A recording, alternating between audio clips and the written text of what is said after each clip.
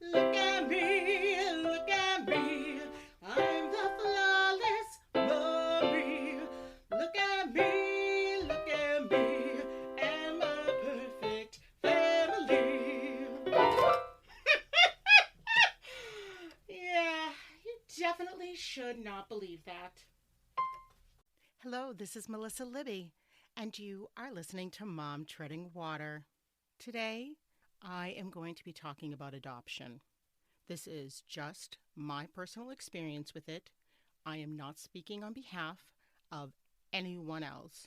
This is solely all me.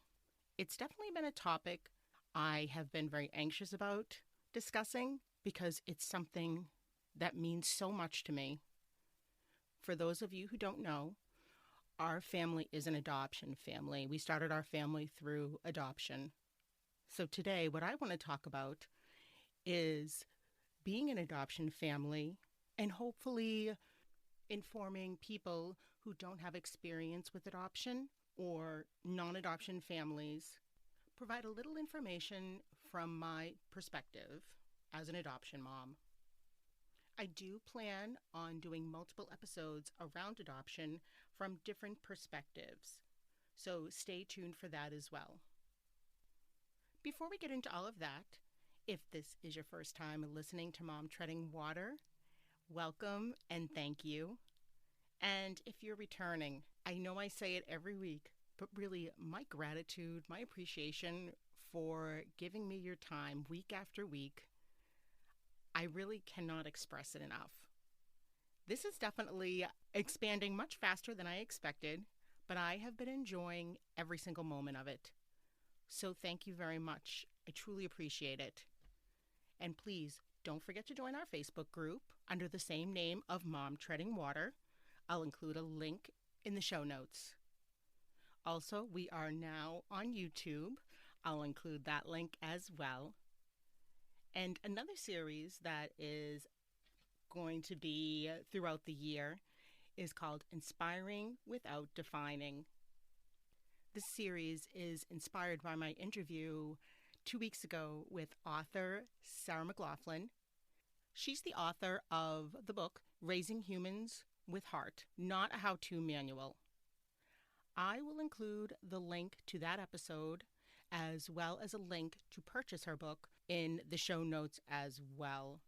The book is absolutely worth the quick read, and I swear I have been referring to it every time I feel challenged with something with my kids, and I am using it as a manual. But I was inspired by Sarah to bring on other folks like her who inspire without trying to define you, without trying to change you. Some folks who are going to be coming on the show, I'll have another author, and she is going to be sharing her story. She does not consider herself an extraordinary person. She considers herself an everyday person. But after reading her book, I completely disagree. So I'm so excited to share that with you. Also going to be having someone on to discuss the power of meditation. Meditation is something I have been practicing over 10 years and has been such an important part of my mental health, and I think in turn improving my physical health. Then another interview coming up is someone who is going to be discussing finances, money management, some things that we need to be doing as parents, whether to secure our own financial future as well as our children. Before we start to dive into this topic, I do want to give my ultimate gratitude and appreciation and thanks to both of my children's birth mothers. These young women, their bravery, their courage, their ability to truly be a parent and put their child's need first is something I honestly think most of us could not do. These young ladies are amazing, strong, and wonderful. So with that said, let's jump right into it. We are very proud to be an adoption family. But one thing that I have definitely found extremely challenging, and I believe my husband feels the same way, is the curiosity to know our children's background stories. For those who know me personally, you know we do not share our children's background stories. We don't share their history. It has nothing to do with shame or embarrassment because, again, we are so honored and proud to be an adoption family. But that's not our information to share. It's so easy that when you're holding that little tiny baby and you're welcoming this new child into your home, to forget that child becomes an adult, that child becomes a teenager. And for us to share private information about them without their permission, without being in a position to be able to consent fairly, is wrong. There's not a reason for other people to know that. The only time we ever disclose any of that information is in a professional setting. And it truly has to be a situation where it's a necessity, that we truly feel like we have no other choice, we have to disclose certain information. So as some unsolicited advice, if an adoption parent says to you, I'm sorry, we don't share that information, that means please stop asking. You can ask questions in a variety of different roundabout ways, but I guarantee all you're going to create is aggravation. So that's my first, please, don't pry about kids' personal information. Chances are it's not important. A second point is around language choices. And obviously this has evolved through the years, and this is just really hitting on the tip of the iceberg. Terms like real parents, meaning biological parents. So instead of saying that, you would say the biological mother, the biological father, the birth mother, birth father. Acceptable terms. Real parents make an assumption that the adoptive parents are not real parents. No child wants to hear that. No adoptive parent wants to hear that, because we are their real parents. When those kids are sick in the middle of the night, we're the ones with them. When they go to their first day of school, or they take their first step, or they graduate high school, graduate college, anything, we're the ones with them. We are their real parents. Next is when a birth mother chooses an adoption plan. That's exactly what she's doing. She's not giving up her child. And think when you say that, giving up, it means, or sounds to me like you're surrendering, you're giving in. And that is definitely not what it is. A lot of the times, and again, I can speak for our situation only, it's a very conscientious choice. It takes a lot of thought, a lot of awareness, a lot of probably heartache to make a choice that they feel is best for their child. So they are not giving up anything. They're making a plan. They're putting their child first. And when you really think about that, when you put your child first like that, that is what being a parent is all about. Putting your child's need first. And I truly cannot imagine the bravery and courage it takes to do that. Another thing we hear is that when there's a family that might have biological children as well as children through adoption, they'll say something like, oh, they have 3 of their own and 2 are adopted. That actually situation happened to us. And I corrected that right on the spot because it was said in front of our children. And whether they're small or not, it doesn't matter. All those children are part of that family. No child is more important than another, whether that's through biology or through adoption. And if you haven't noticed already, through this podcast, I have said that we are an adoption family. We do our best not to say our children are adopted, because that is not their identity. It's just part of who they are. And we're a family. We're a team. We're all in this together. We all stand by each other. So we normally say adoption family, but another way you could say that is that we are starting our family through adoption, or we started our family through adoption. It sounds like such a simple and maybe even irrelevant comment, but I want you to think about that from the child's perspective. Maybe that's not how they always want to be identified. No one wants to be talked about in a way that feels like it's gossip.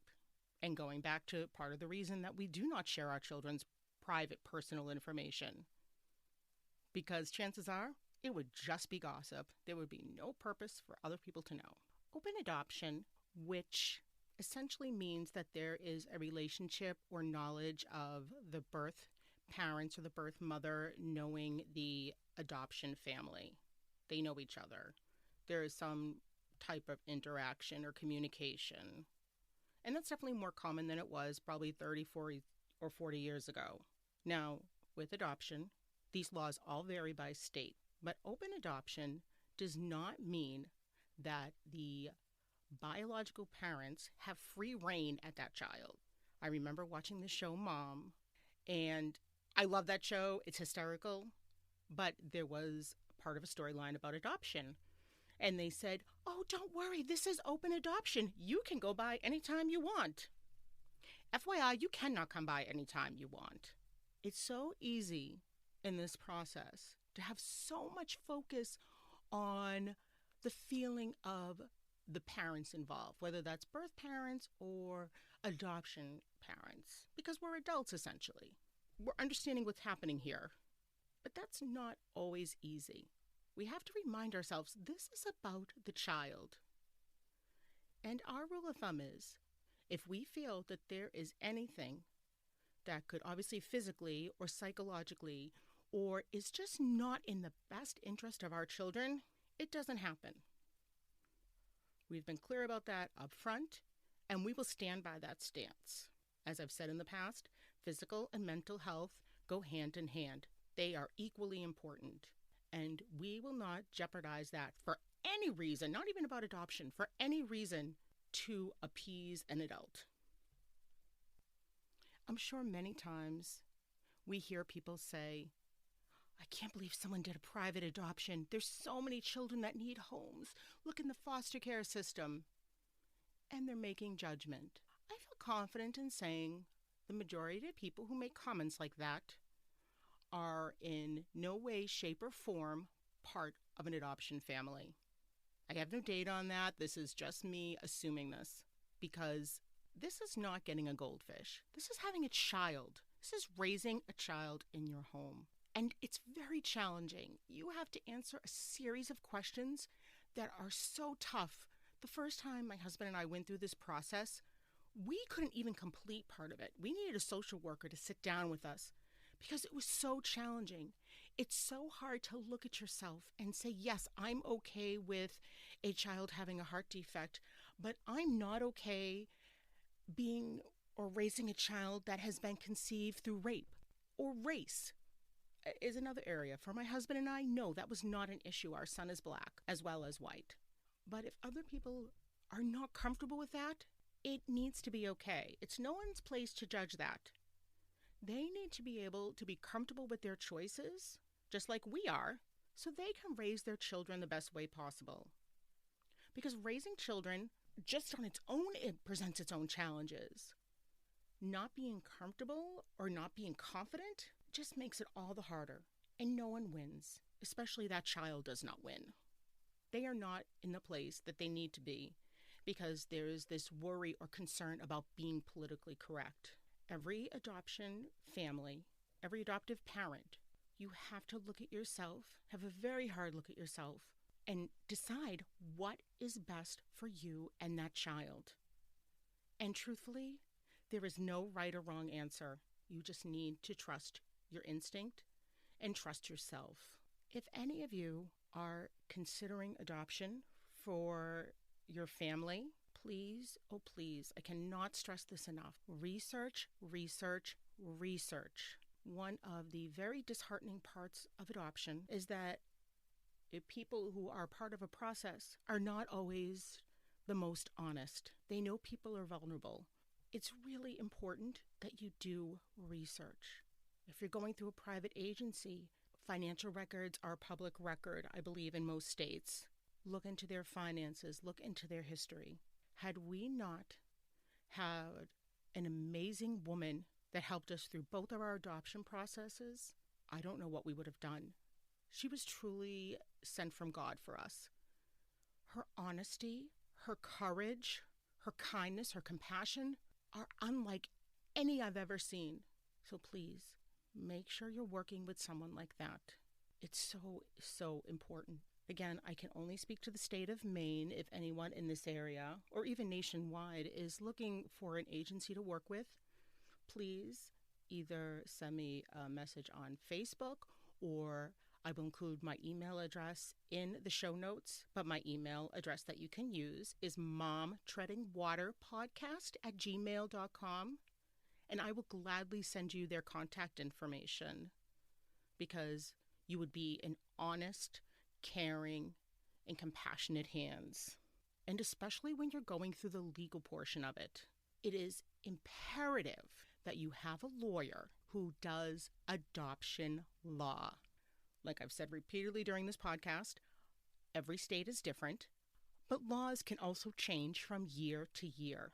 If you have someone who is not truly part of that community, who really does not practice true adoption law, I believe, again, just my humble opinion from our experience, that you are putting yourself in a situation of not being fully informed.